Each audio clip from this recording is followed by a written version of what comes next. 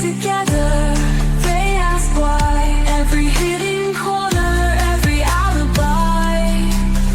They risk it all, they take the fall. For the truth that will stand tall.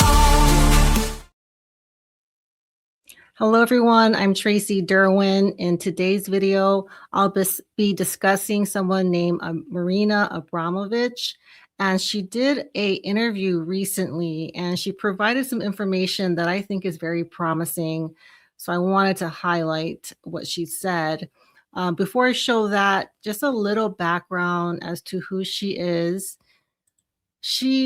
I first heard about her because she was found in the WikiLeaks emails. She sent an email to Tony Podesta, who is John Podesta's brother, who at the time was Hillary Clinton's campaign manager. And I think he was supposed to be her chief of staff. Anyhow, they're both very high ranking within the Democratic Party.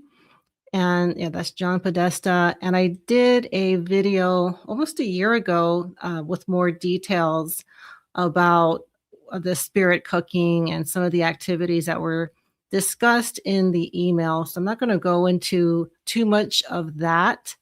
But if you want, I'll link this video in the description. Okay, so let me play this clip. This is 3 months ago, and this is her, I guess, more recent experience of her being in public.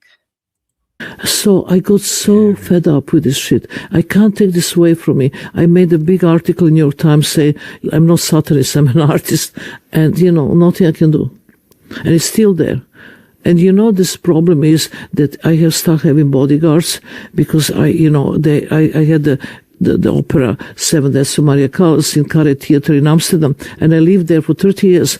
I had to be bodyguard every single day to go to theater and back because there was announcement, the alarm that there will be people in the weapons in the theater when I'm there.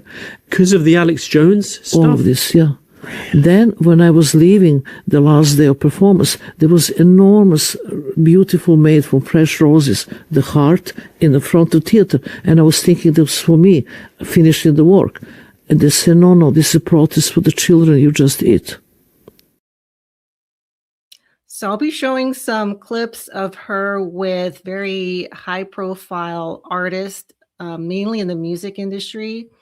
And I'll show some reasons why we assume she is a Satanist, and she has been conducting rituals for a long time. And she has been, in the spotlight for over 40 years.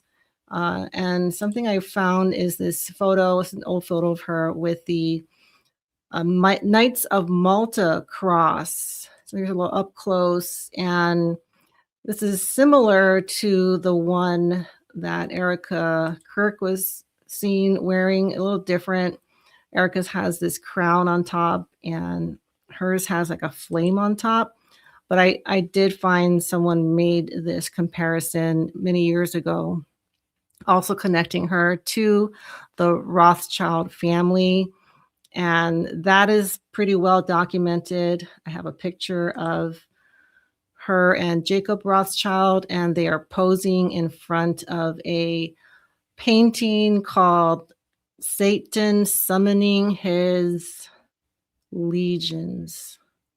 So, yeah, so this is them together. And here's I showed the email. And this is some of her previous art. She calls these, I don't think she calls them spells. She says that they're just these funny sayings, but these are painted in blood and they're very dark. They're just, something about them just really just grosses me out. Okay, let me show a couple of clips of her performance art over the years. This is her, and this is an old one. I think this is from the 70s, and it's her with a bow and arrow.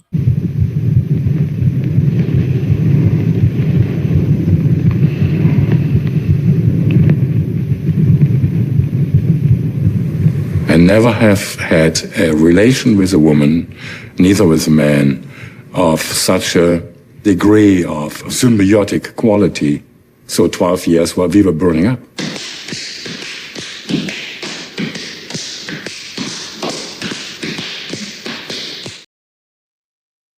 Yeah, so her performance art is generally very violent and gory. Here is a performance she did with Jay-Z years ago.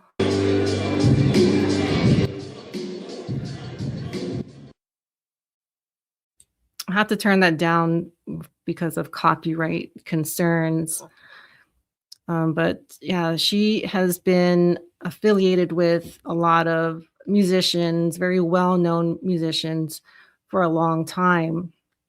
And it's assumed that she is a big influence on these artists, and it could be why a lot of their music and the imagery they use is very satanic, very ritualistic, very much like some of the work she has done.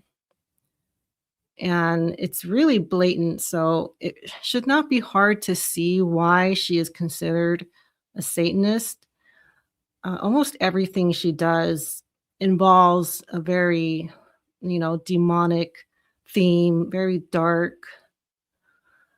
and yeah, just, the way she looks and everything about her is very satanic to me. Okay, and here's one she did in 2002. I actually am familiar with this performance piece because it was featured in an episode of Sex and the City, which at the time was HBO's most popular show that I watched religiously. And she's in the series of rooms, not talking, not doing anything but standing, sleeping, eating, and using the restroom. I came to make the House with Ocean View in Sean Kelly Gallery. I'd basically been 12 days in the gallery, not drinking anything but water and not having any kind of food. There was 3 units that you can see very clearly to the public, and you could not come down from these units because the ladders was steps with the knives, and the public can come anytime and look at me. It was a very important piece for me, and it was dedicated in a way to New York after this experience, after September 11, when the people become vulnerable, when they understood the fragility of their life, the temporality of our existence. It was really important. So they've been very accepted and very open to this kind of work. There's some parts of that I could not show, but you can find more information on these performances she's done. And this one is probably one of the most disgusting that I've ever seen. This was in Venice, Italy in the 70s, and I had to cut.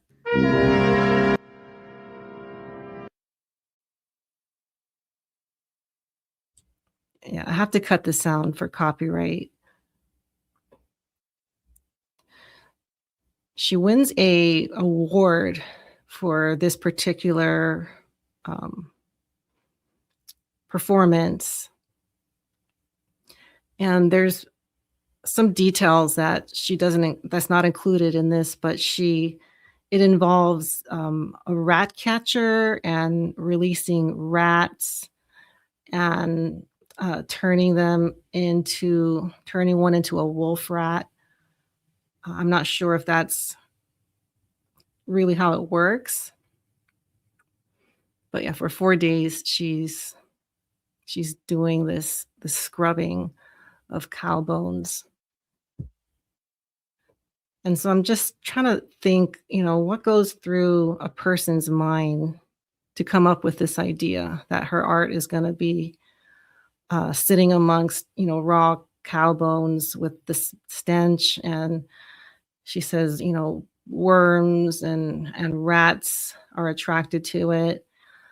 And yeah, there's really nothing, I don't think anything positive about what she does. And because she's been influential for so long, she has really influenced the music industry. And we're seeing also in politics, she's influencing them a lot and for many, many years. Here's a pretty well-known photo of her. And she's also, she's also, I guess, a friend of Michelle Lamy, who is accused of being a witch. She's actually worse. She's a fashion artist, but she is also very well connected to celebrities such as the Kardashians, Travis Scott, Rihanna. Something also very surprising is Zelensky appointed her as ambassador to Ukraine, and she's in charge of rebuilding schools in the Ukraine. And this happened in 2023.